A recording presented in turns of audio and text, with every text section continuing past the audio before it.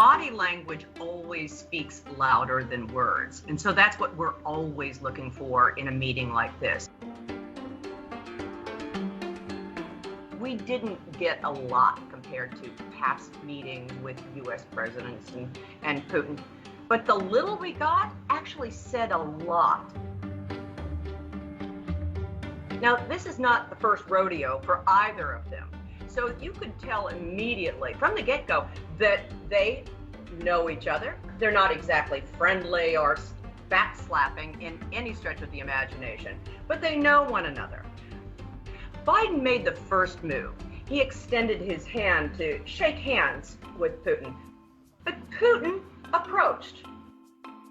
So it was kind of equal in terms of the power dynamic, if you will.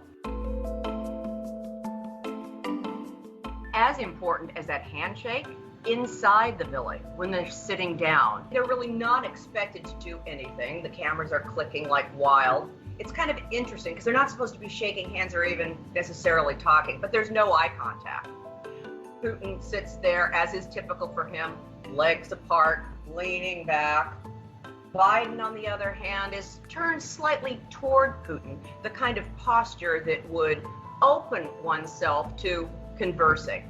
Because there was really less access to the two of them, no joint press conference as we've seen before, the press understandably would be clamoring to try to get anything that they could in the few moments that they had. And in a way, it was a bit of an icebreaker for these two leaders. I'm not sure how this is working. I'm not sure how this is working. That's what Biden said. And Putin's body language tells you whatever. And if you notice his hands, the hand on the side there, click, click, click, just like, when is this going to be over?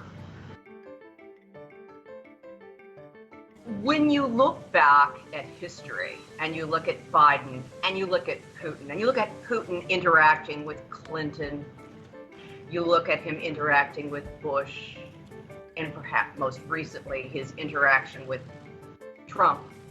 You know, Putin, there's some real similarities over the years. He doesn't change much, and it kind of sends a message, don't expect this meeting to change anything much.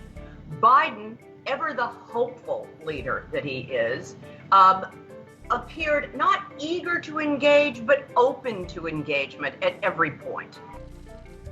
What we see here in these two leaders are very different leaders, very different style, and probably objectives for what this meeting could accomplish.